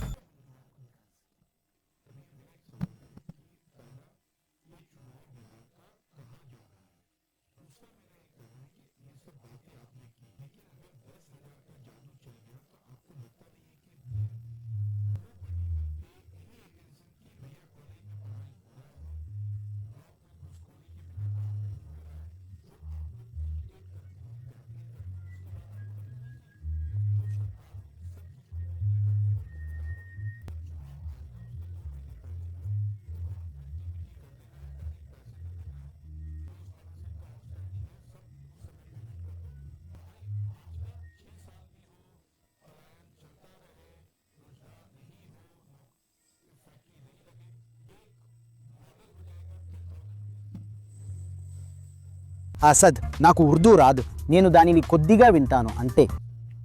ఈ రోజుల్లో నేను ఒక పదాన్ని చాలాసార్లు విన్నాను, సహనం మరియు కృతజ్ఞత. మనం రాజకీయాల్లో మార్పు గురించి మాట్లాడినప్పుడు మీకు తెలుసు కదా, మరియు ఈరోజు మనం వెచ్చించే శ్రద్ధ మరియు సమయం అసమానమైనది. ప్రతి 2 సెకండ్లకు కంటెంట్ మారుతుంది. ఒక బటన్ నొక్కగానే ఛానల్ మారుతుంది. ఇప్పుడు మనం యూట్యూబ్లోని కంటెంట్ను కూడా మారుస్తాం. ఎంపిక లేకపోవడం సమస్య కాదు, అనేక ఎంపికలు ఉండడం ఒక సమస్య.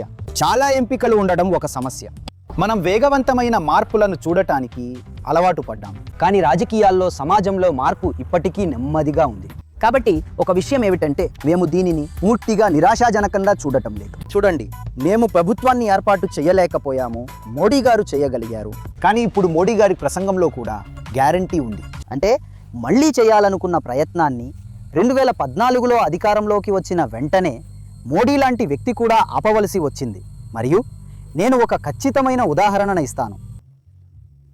భూసేకరణ చట్టాన్ని మార్చవలసి వచ్చింది, వ్యవసాయ చట్టాలను రద్దు చేయవలసి వచ్చింది, మార్చిన ఎస్సీ ఎస్టీ అట్రాసిటీ చట్టాన్ని వెనక్కి తీసుకోవలసి వచ్చింది. మన్రేగాను వంటం చేయాలన్న వారి కల నెరవేరలేదు, మరియు కాంగ్రెస్ ప్రారంభించిన సంక్షేమ పథకాన్ని వారు తమదిగా చెప్పుకోవడం ప్రారంభించారు.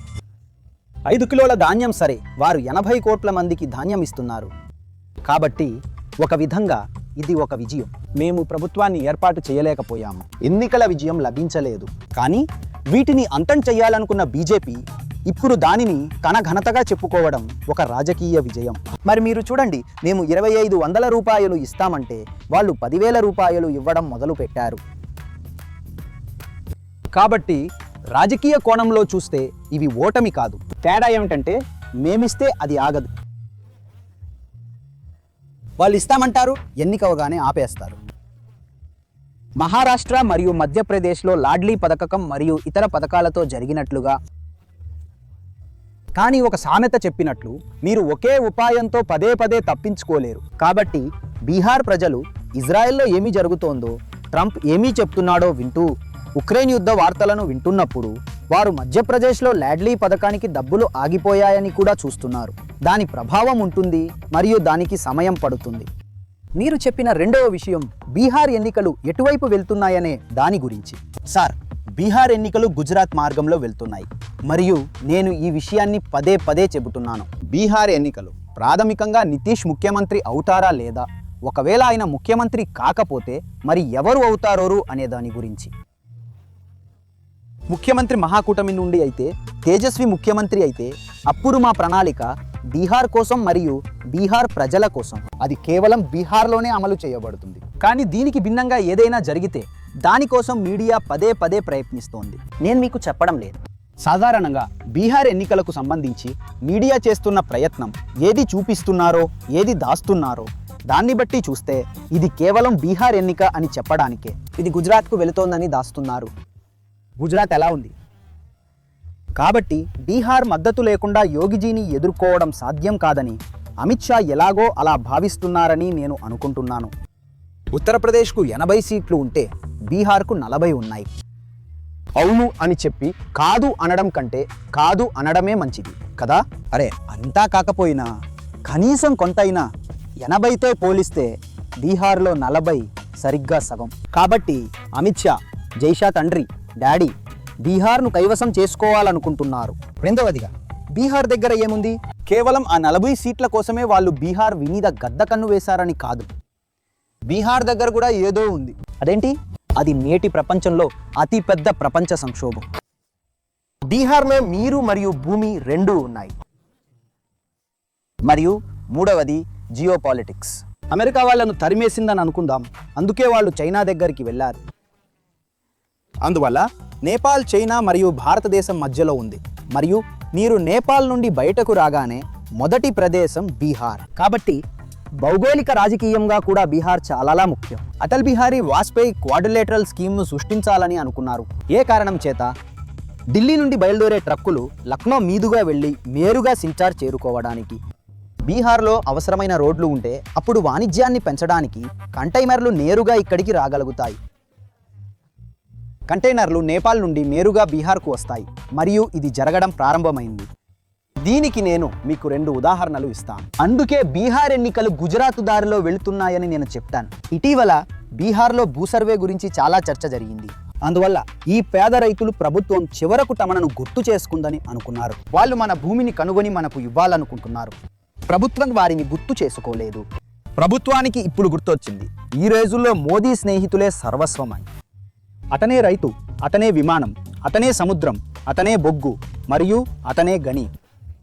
సరే, మరి ఆ స్నేహితుడి కోసం మనం భూమిని వెతకాలి. పచ్చిక బయళ్ళు లేదా సాగు చేయని ఉమ్మడి భూములు అని పిలువబడే భూముల స్థానాన్ని కనుగొనడానికి మరియు ఈ భూములను ఎలా కనుగొని వారి ఖాతాల్లోకి బదిలీ చేయవచ్చో నిర్ధారించడానికి ప్రభుత్వం ఒక సర్వే నిర్వహించాలని అనుకుంది. ప్రాథమికంగా ఒక స్కామ్ ద్వారా ఏర్పడిన ప్రభుత్వం భూమిని దొంగిలించాలనుకుంటోంది. మరి అదానీ గారికి భూమిని ఎలా ఇవ్వగలరు? ఇక్కడ నుండి నీటిని అదానీ గారికి ఎలా ఇవ్వాలి? మరియు బీహార్లో ప్రతి చోట ఫ్యాక్టరీలు మూతపడుతుండగా ఇక్కడ 1 లేదా 2 ఫ్యాక్టరీలు ఏర్పాటు చేయబడ్డాయని మీరు చూడవచ్చు. ఇది దేని ఫ్యాక్టరీ అయ్యా? పైకి చూడటానికి ఇది ఒక శీతల పానీయాల ఫ్యాక్టరీ, కానీ ఇది నీటిని వెలికి తీస్తుంది. అతని అసలు దృష్టి మన భూగర్భ జలాలపై ఉంది. ఎందుకంటే పంజాబ్లో భూగర్భ జలమట్టం 350 అడుగులకు పడిపోయింది. ఈరోజు కూడా నీరు కూర్చున్న చోట భూగర్భ జలాలు 20 అడుగుల లోతులో ఉన్నాయి. భూగర్భ జలాలు 20 అడుగుల లోతులో ఉన్నాయి కాబట్టి నీటిని వెలికి తీయాలి. మీరు భూమిని స్వాధీనం చేసుకోవాలి. దానిపై పెద్ద ఫుడ్ పార్కులు నిర్మించాలి మరియు చైనా నుండి వచ్చే సరుకులను నిల్వ చేయడానికి పెద్ద దిద్దంగులను నిర్మించాలి. ఆ తర్వాత దేశంలో ఉన్నదాన్ని వారు అమ్మాలి. అందుకే బీహార్ ఎన్నికలు గుజరాత్ మార్గంలో వెళ్తున్నాయని మేము చెబుతున్నాము. ఇప్పుడు బీహార్ ఎన్నికలు బీహార్లోనే ఉండాలా లేక గుజరాత్కు వెళ్ళనివ్వాలా అనేది బీహార్ ప్రజలు నిర్ణయించుకోవాలి. ఈ కూటములలో ప్రాంతీయ పార్టీ తన ఓట్లను, ముఖ్యంగా ఇక్కడ మరియు యూపీలో యాదవ్ ఓట్లను కాంగ్రెస్కు బదిలీ చేయగలుగుతోంది. అయితే కాంగ్రెస్ తమ అగ్రవర్ణ ఓట్లను లేదా ముస్లిమేతర ఓట్లను తమ మిత్రపక్షానికి బదిలీ చేయలేకపోతోందని తరచుగా ఆరోపణలు ఎదుర్కొంటుంది. ఇక్కడ అది ఎంతవరకు నిజం మరియు అది కూటమిని ఎంతగా దెబ్బతీస్తుంది? దీనిని వేరే విధంగా చూడాలి. మేము ఇక్కడ 3 సీట్లు గెలిచాము మరియు ఒక స్వతంత్ర అభ్యర్థి, కాబట్టి 4. కీలకం ఇండియా వద్దే ఉంది. ఆర్జేడీ కూడా 4 గెలిచింది. వారు ఇండియా కూటమితో ఉన్నారని మీకు చెబుతున్నాను. అందువల్ల కాంగ్రెస్ గెలుస్తోందంటే అది కేవలం మహాకూటమిలోని ప్రాంతీయ పార్టీల ఓట్ల వల్లనే. అవి ఇప్పటికే ఉన్నాయి. దానికి తోడు అభ్యర్థి యొక్క కొన్ని సొంత ఓట్లు మరియు ఆ మద్దతు మహాకూటమితో, ఇండియా కూటమితో ఉంటే అది అంత పెద్ద సమస్య? నేను చెప్పేది కాంగ్రెస్ 20 సీట్లు గెలిచినా వారు ఇండియా కూటమితోనే ఉంటారు కదా. ఇది కూటమి కాదు, ఇది ఓట్ల బదిలీ. ఓటర్లు వ్యక్తులను ఇష్టపడతారు. కాంగ్రెస్ పోటీ చేయని సీట్లలో కాంగ్రెస్ అనుకూలురు తప్పనిసరిగా ఆర్జేడీకి వెళ్ళరు కదా. కాంగ్రెస్కు సొంతంగా బేస్ లేదనే అభిప్రాయాన్ని సృష్టించే ప్రయత్నం జరుగుతోంది. మేం చెప్పేది ఏమిటంటే కాంగ్రెస్కు సొంతంగా బేస్ లేకపోతే అది ఎన్నికలలో పోటీ చేసే చోట ఎలా గెలుస్తుంది? దానికి బేస్ ఉంది, కానీ ఆ బేస్ మిత్రపక్షానికి బదిలీ చేయగలిగేది కాదు. అదే పంపిణీ. మీరు ప్రత్యేకంగా అగ్రవర్ణాల దేశ బదిలీ కావడం లేదని చెబుతున్నారని నేను అనుకుంటున్నాను. బహుశా నేను మీతో ఏకీభవిస్తున్నానేమో, కానీ ఇతర బేస్ బదిలీ అవుతోంది. ఇది ఏదో అస్పష్టమైన విషయం కాదు. ఇది చాలా స్పష్టంగా మరియు సుస్పష్టంగా ఉంది. అవును, మీరు దీనిని అగ్రవర్ణాల ఓట్ల పాత్ర అని పిలవవచ్చు. మీరు దీనిని మరే ఇతర ప్రాతిపదికకు ఆపాదించలేరు. అవును, దయచేసి చెప్పండి.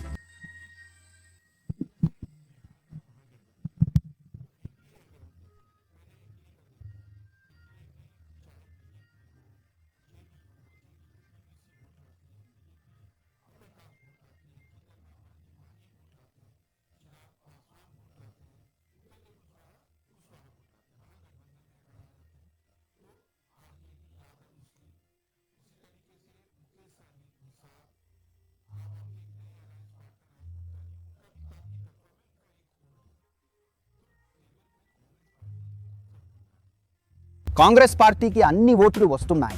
ఇది కొంచెం భిన్నంగా ఉంది.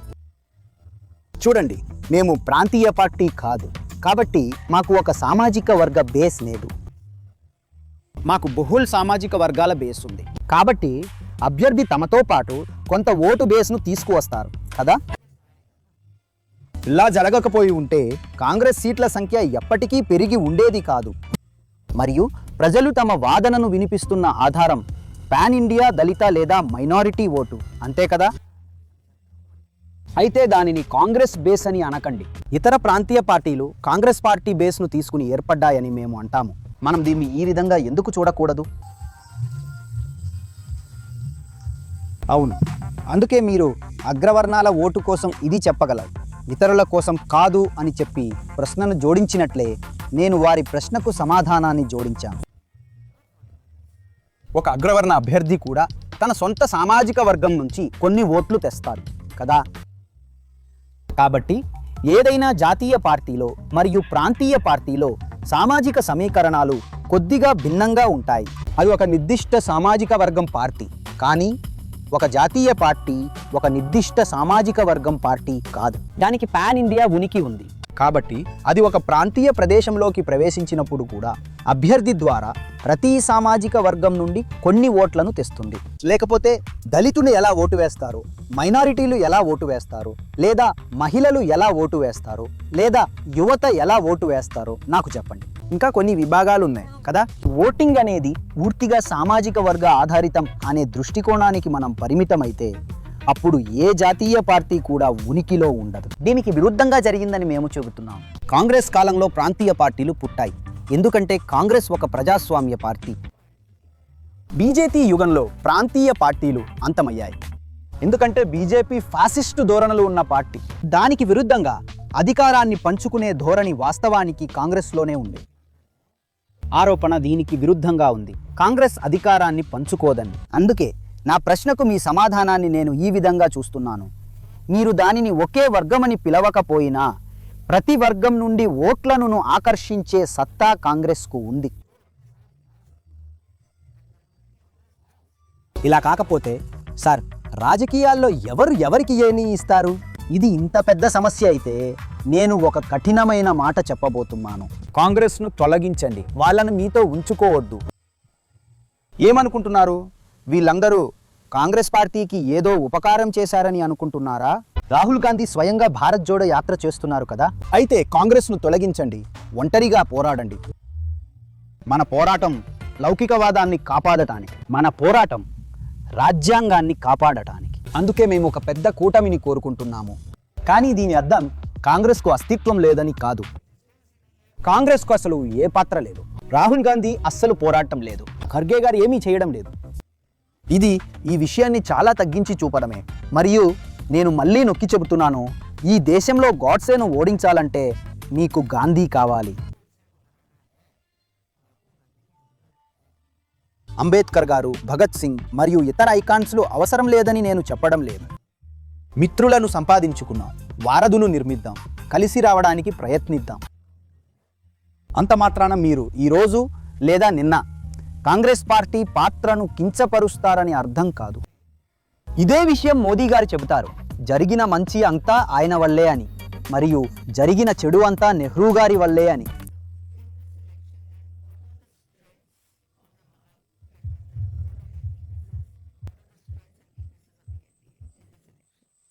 ముందుగా బలాన్ని చెబుదాం.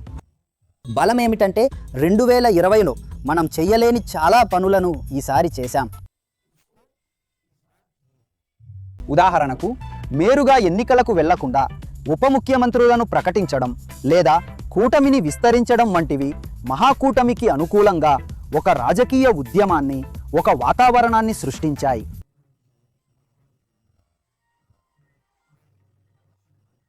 బలహీనత ఏమిటంటే ఈ ఊర్పును ఇంకా మెరుగైన పద్ధతిలో సమన్వయం చేయవలసింది. అంటే సీట్ల పంపకం ముందుగానే ఖరారు చేసి ఉండాల్సింది, మరియు ఐక్య ప్రచారం కూడా త్వరగా మొదలై ఉండాల్సింది. అది ఉద్యమ సమయంలో మరియు ఎన్నికల సమయంలో కూడా ప్రతిఫలించి ఉంటే. మరియు బలహీనతలకు సంబంధించి మూడవ ప్రశ్న ఏమిటంటే, బీజేపీ మీడియా మేనేజ్మెంట్ మా అంతర్గత పోరును బాగా హైలైట్ చేస్తోంది. మేము వారి అంతర్గత పోరును రెచ్చగొట్టడం లేదు, దానిని సద్వినియోగం చేసుకోవడానికి ఒక వ్యూహాన్ని కూడా రూపొందించడం లేదు. ఇది సీట్ల వారీగా జరిగే ఎన్నిక అని మనం పదే పదే చెబుతున్నప్పుడు, అంటే మహాకూటమికి ఎక్కడైనా బలహీనత ఉంటే దాని తీవ్రత 30 డిగ్రీలు అని అనుకుందాం. అయితే ఎన్డీఏలో అంతర్గత పోరు తీవ్రత 60 డిగ్రీలు. దానిని సద్వినియోగం చేసుకోవడానికి ఒక ప్రణాళిక రూపొందించాలి. కాబట్టి నాకు 3 బలాలు మరియు 3 బలహీనతలు కనిపిస్తున్నాయి. మరి ఎన్డీఏవి బలాబలాలు ఏమిటి? చూడండి, వారికి బలం తప్ప మరేమీ లేదు. అంపైర్ మీ వైపు ఉన్నప్పుడు మీరు ఎంత స్కోర్ చేసినా అది ఎల్లప్పుడూ ఫైటింగ్ స్కోరే అవుతుందని మేము అంటాము. మా బ్యాటర్లలో ఒకరు రాణించడం మొదలుపెట్టిన వెంటనే అంపైర్ అతడిని ఎల్బీడబ్ల్యూ అవుట్గా ప్రకటిస్తాడు. కాబట్టి ఈ ఆట మైదానం అసలు సమంగా లేదు. ఇప్పుడు మొత్తం ఎన్నికల షెడ్యూల్ వారి ప్రకారమే ఉందని మీరు చూడవచ్చు. ఎన్నికల కమిషనర్ బీజేపీ ప్రతినిధి మాట్లాడుతున్నట్లుగా ప్రెస్ కాన్ఫరెన్స్ పెడుతున్నాడు. కాబట్టి ఇది ఒక సందేశం పంపిస్తున్న సందేశం ఏంటంటే, ప్రతి డిఎం వారి వారి జిల్లాల్లో ఎన్డీఏకు ప్రతినిధి. అంటే ప్రతి జిల్లా డిఎం అనుమా. దాని అర్థం ప్రతి జిల్లాలో మీరు అక్కడ ఒక ఎన్డీఏ కన్వీనర్ లాగా ప్రవర్తించాలని వ్యవస్థ నుండి ఒక సందేశం ఉంది. వారికి బలం తప్ప మరి ఏమీ లేదు. మీడియా ఏకపక్షంగా ఉంది, ప్రజాస్వామ్య సంస్థలు ఏకపక్షంగా ఉన్నాయి. నేను మీకు మనీ మజిల్ గురించి కూడా చెప్తాను. కాదు భయ్యా, మీరు నెగటివ్ పాయింట్స్ గురించి మాట్లాడుతున్నారు. మనకు నెగటివ్, కానీ వాళ్లకు పాజిటివ్. కాదు, వాళ్లకు కూడా ఏదో ఒక బలం ఉండాలి. అందుకే వారు ఎన్నికల్లో చురుకుగా ఉండి గెలుస్తున్నారు. పాజిటివ్ బలం అంటే ఏమిటి? కాదు, వారిలోని ఆ పాజిటివ్ గుణాన్నే మీరు వారి బలంగా పరిగణించాలి. దొంగ దగ్గర ఉండే దొంగతనం చేసే నైపుణ్యం వారికి అది ఒక పాజిటివ్ బలమే. నీ సామాను దోచుకోబడింది, అది నీకు ఒక నెగటివ్, వాళ్ళకు అది ఒక స్కిల్. మనం నెగిటివ్గా చూసేది ప్రాథమికంగా వాళ్ళ పాజిటివ్ స్కిల్. ప్రధానమంత్రి చాలా బాగా అబద్ధాలు చెప్తారు. ప్రధానమంత్రి ప్రభుత్వ ఖర్చుతో పార్టీ కోసం ప్రచారం చేస్తారు. అమిత్ షా గారి నేమ్ అండ్ ఫేమ్ ఏమిటి? ఆయన నేమ్ అండ్ ఫేమ్ ఏమిటంటే ఆయన ఇతర పార్టీల నాయకులను చీల్చి వాళ్ళను తన పార్టీలో చేర్చుకుంటారు. ఇదే ఆయన నేమ్ అండ్ ఫేమ్. ప్రజలు ఆయనకు భయపడతారు. ఆయన తన తిరుగుబాటు అభ్యర్థులను మౌర్యకు పిలిపించేవారు.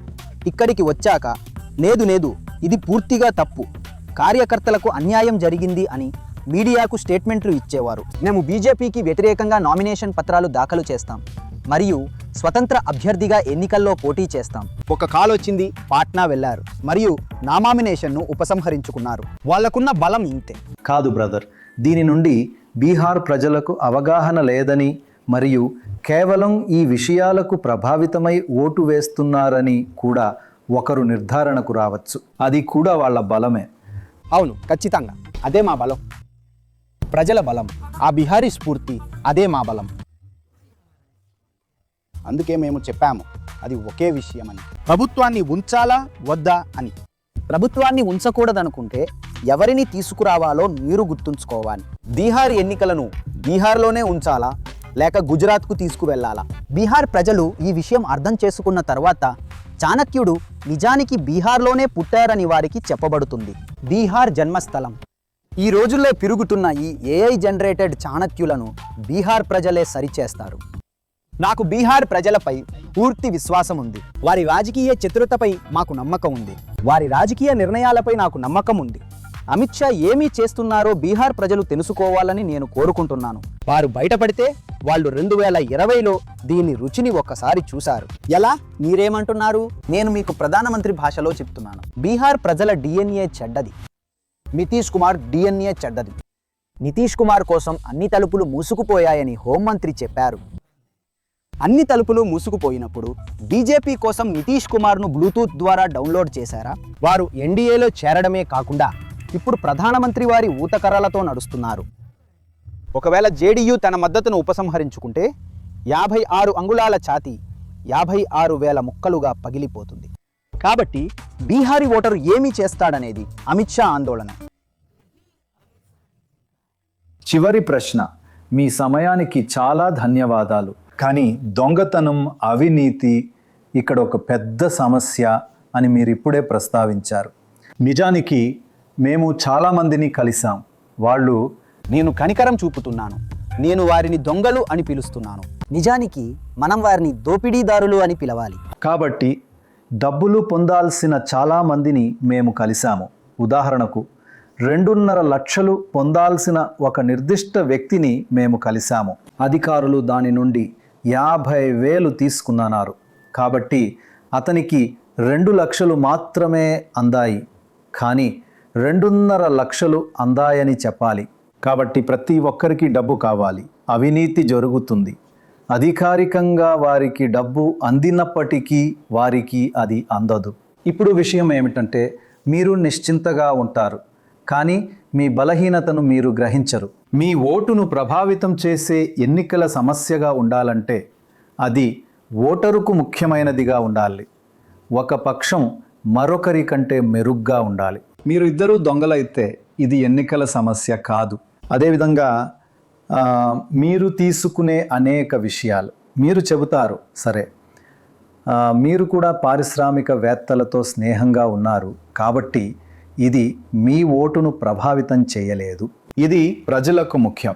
కానీ మీకు కూడా బలహీనతలు ఉన్నాయని మరియు మీరు వారిని అవే బలహీనతలతో నిందిస్తే అది ఎన్నికల సమస్యగా మారదనే నా విషయం మీకు అర్థమవుతుంది. అదే నా చివరి. ప్రధానంగా నేను మీ ప్రతిపాదనను లేదా విశ్లేషణను తిరస్కరించలేను. ఇది మన దేశంలో ఒక వాస్తవ రాజకీయ సంక్షోభం. రాజకీయాలు మొదట వ్యక్తిగత ప్రయోజనం, రెండవది కుటుంబ ప్రయోజనం, మూడవది సమాజ ప్రయోజనం మరియు చివరిది దేశ ప్రయోజనంగా మారాయి. నిజానికి ఇది దానికి వ్యతిరేకంగా ఉంది. కాబట్టి ఇది ఒక రాజకీయ సంక్షోభం మరియు ప్రతి ఒక్కరికి, మీరు ఏ సిద్ధాంతం, ఏ పార్టీ, ఏ ప్రాంతం మరియు మతానికి చెందిన వారైనా ఇది ఆందోళన కలిగించే విషయంగా ఉండాలి. కానీ ఏమిటి ప్రత్యామ్నాయం, ఏమిటి మార్గం, ఏమిటి మార్గం ఎలా ఉండాలి? అన్నింటికంటే ముందు నేను దీనిని ఖండిస్తున్నాను.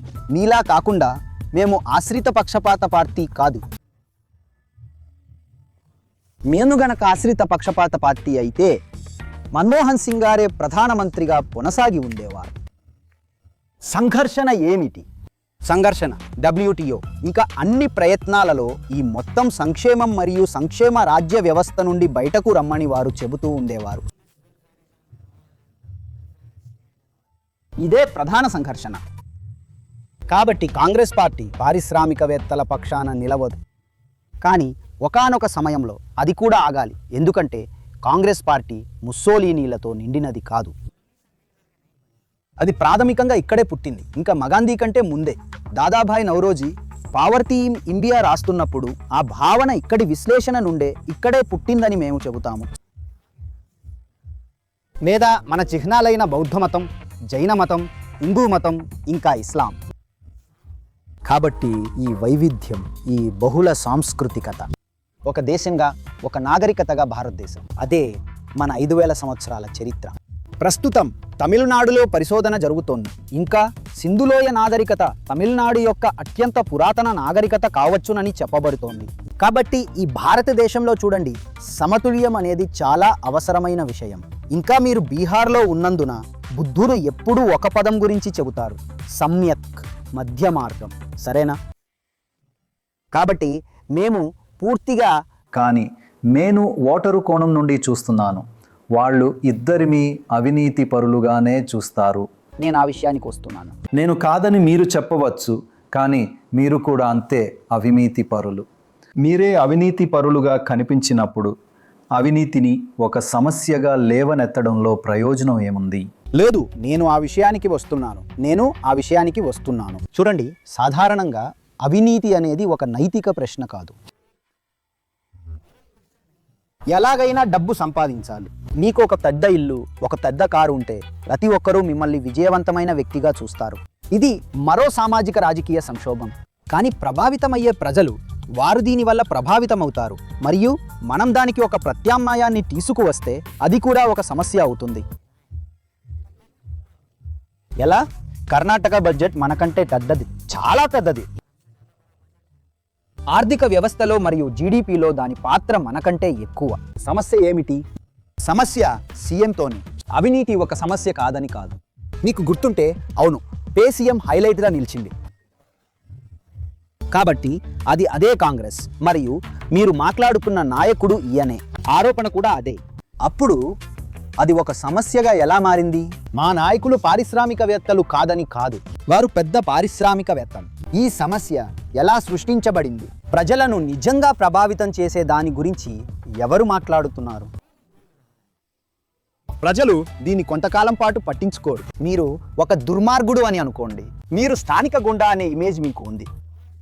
కానీ దెబ్బలు తింటున్న ఎవరినైనా మీరు వెళ్ళి కాపాడితే అప్పుడు మీరు రాబిన్ హుడ్. ఎవరు పెద్ద దుర్మార్గుడు, ఎవరు ఎక్కువ అవినీతి పరుడు, ఎవరు? స్పష్టంగా పెద్ద పార్టీ బీజేపీ, పెద్ద నాయకుడు నరేంద్ర మోదీ గారు మరియు అతని పెద్ద స్నేహితుడు అదాని. ధన్యవాదాలు. ఇక్కడికి రండి. డిప్యూటీ సీఎం కేవలం ఈబీసీ నుండి మాత్రమే ఎందుకు ఉన్నారు? కాదు, దీనిపై మా ఇన్ఛార్జ్ మరికొందరు డిప్యూటీ సీఎంలను ప్రకటిస్తారని చెప్పారు. మరియు మేము పదే పదే అందరికీ భాగస్వామ్యం అని చెప్పినప్పుడు దాని అర్థం అందరి భాగస్వామ్యం ఖాయం చేయబడుతుంది.